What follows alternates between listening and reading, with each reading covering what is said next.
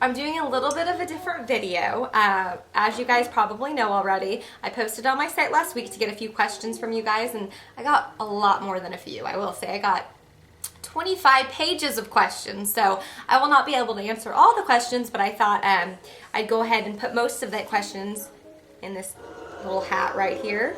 So I'm going to randomly choose questions out of this hat, and as you guys know, I said they could be couponing questions, questions about Hip to Save, questions about me. So as long as they're not inappropriate, I will be answering them. So let's go. I'm gonna put down my coffee, my favorite thing, and answer my first question. Shake it up. Okay.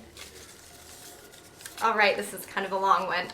Not really a question, but I'd love to see a discussion article on how to include husbands in saving. My DH is very supportive, and I don't expect him to spend any time searching deals or cutting coupons. However, as hard as I work to save money, it drives me a little crazy when I send him to the store to pick up a couple of things, and he comes home $60 later with stuff we didn't really need that he paid full price for. I do about 90 to 95% of our shopping and try to keep a stock of items he likes, but I'm not sure how to encourage him to pay closer attention to prices of stuff. Okay, great question. I have that issue all the time, and I'm sure you guys do. My husband will come home with 5 boxes of ding dongs. I mean, it's really annoying. Okay, so my tip though is guys thrive off of getting complimented, and honestly, that's what I do to, get my husband going in the yard and doing things. I'm always stroking his back. That's what you have to do. So when your husband comes home and even if your receipt is showing up a bunch of items that you wouldn't necessarily want him to send, but he uses a coupon, let's say, get really excited about that coupon he used. So be like, you saved 50 cents. That's so awesome. I'm so proud of you. And I promise the next time he goes out, he'll probably save $1. And it'll get better and better. Now my husband comes home and he saved $30. So that would be my tip, is just to keep, encouraging them to go out and do it and not being so negative about, the other issues they have when they go out shopping with the ding dongs and all. One of the biggest challenges I faced during this year of serious couponing is making sure all my coupons get scanned. What are some tips you use to keep an eye on what's being scanned and make sure they're actually being credited to the total? Target is particularly difficult because they don't have the little screens in front of you showing the coupons as they're scanned. I've noticed on more than one occasion that a good coupon, $2 or more, didn't get credited to my bill when reviewing my receipt. If you realize this before leaving the store, can you address it with customer service? I wondered how they would know whether I have the coupon or not, since the cashier has already put it in their coupon box or whatever they do with it. Okay. This is a great question. My first tip is before you if you're going to be anal, and I think all of us couponers, once you start couponing, you get very anal because it's annoying. Even if it's a 50-cent coupon, it's just frustrating because you use the coupon, you want to get 50 cents off your bill. So my first thing would be to, after you go through the store, and this might be too much, but as you're going through the store, maybe have a piece of paper and jotting down the coupons you're using. I honestly can tell just from looking at what I purchased. I know the value of each coupon. But you could do it like that. When you get to the register, lay your coupons down like this. So they're going back and forth, because what happens is with those printables is they stick to each other. And that's a lot of times when the cashiers are going really fast, they end up scanning, a coupon that has 3 on it. So yeah, try to stack them before you get up there like this.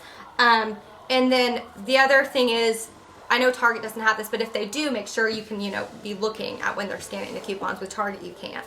Another thing you can do, and you can just tell the cashier you're anal, is hand the coupons over one at a time. And I know cashiers hate that, but it's up to you. You're the customer, and the customer's always right. So if you want to hand them a coupon one at a time, that will save you probably a lot of mistakes. And then my other tip is right before leaving the store, look at that receipt. I'm serious, that's a big, I've done this before. I looked at it when I get home and I get so irritated because then I'm already home, and I noticed they double charged me for something or didn't deduct a coupon. And so it's kind of should I go back? Is it worth the gas? So check that receipt right in the store, right when you get checked out, check over that receipt. If they did forget something, go to customer service.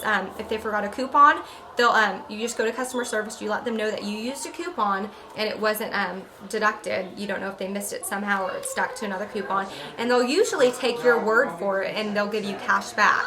So if you had a $2 coupon and you said there was supposed to be, then they'll usually just give you $2 cash. They're pretty good about that. So yeah, that would be my long answer.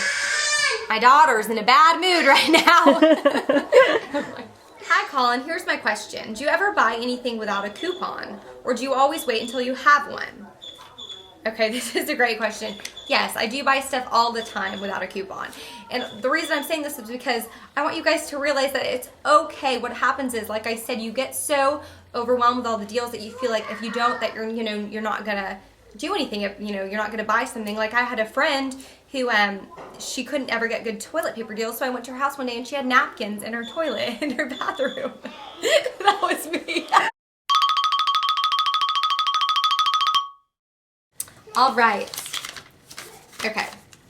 Suggestions on how to retain composure when cashiers imply accuse you of trying to obtain store items illegally with manufacturer and/or internet coupons. This question is a great one because I know all of us have experienced this a time or two, and it's especially hard when you're a new couponer and you get discouraged because the cashier is pretty disrespectful and doesn't really understand how coupons work, and so they think somehow you're trying to take advantage of the system.